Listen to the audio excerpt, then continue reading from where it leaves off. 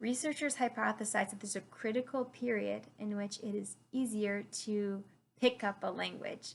And during this critical period, the mind is like a sponge and it just soaks everything up. Once the critical period ends, the mind becomes more rigid and it becomes more difficult to acquire a language. This is debatable, but what is not debatable is the difference between babies and children. And there are a couple of differences that are important for us when we're focusing on how we instruct language. So firstly, babies when they're born are clean slates. They have no linguistic awareness whatsoever, and older children do. They already have one language in there. And so when information in the form of exposure to a language comes in their minds, they might have some interference going on. And so what they know about how sentences are formed or how words are pronounced, what they already know might make it more difficult for them to understand, wrap their minds around how a second language works. So that's one difference. Secondly, babies are not required to produce a language until they're ready. They can just sit and listen for as long as they want. And of course, there are developmental milestones that we look for, right? But for the most part, when a baby starts to talk, it's when they're ready to talk and they're encouraged at every step of the way. They make a sound, we get excited. They start to form 2 words, 3 words, 4 words together. We get excited. They start to express more complex thoughts. Everything's encouraged and it's on their own time. With older children,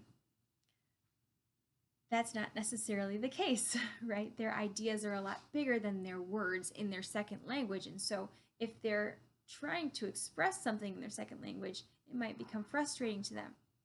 Which brings me to my third point, which is babies have little shame. They are able to make mistakes and say things wrong, and it doesn't really matter because they're babies. Whereas older children are sort of held to a higher standard, and that's not necessarily an external thing. That might be an internal thing. They might hold themselves to a higher standard. They might see errors as bad. And the difficult part is that when you're acquiring a language and you're starting to try to produce it, an error is not a bad thing. It's not a bad thing when you're trying to produce your first language either. It's just part of the process. And children, older children, have a harder time with this a lot of the time because compliance.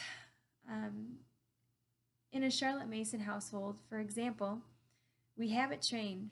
We have certain standards for how things need to work, and we expect our children to comply to the rules.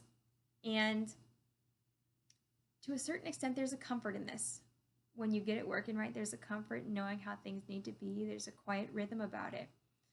But language instruction should not buy into this process of compliance, because if you're expecting your children to comply with a certain set of rules, if you want them to just understand grammar and know vocabulary, then you're really setting them up to just learn the language. And when they learn it, they just know about it. They're not able to use it. So learning is an exercise in compliance. But when you acquire a language, it's an exercise in letting go, in being able to say, you know what? I'm just going to sit here and I'm not going to say anything and I'm going to listen for a while. And if you're doing a series, and you are actually producing the language and you're speaking it, being okay with saying it wrong and trying again. And I know that's part of the Charlotte Mason growth mindset, and it's a beautiful thing, but it also can be very frustrating, especially when the progress is so challenging to measure. How do you measure how much language you have in your head? You can't really, because it's a slow and dynamic process. And so where you are today is just a snapshot. And so I would like to move forward discussing what the best practices are to drive acquisition. What does this look like in a homeschool curriculum? So stay tuned.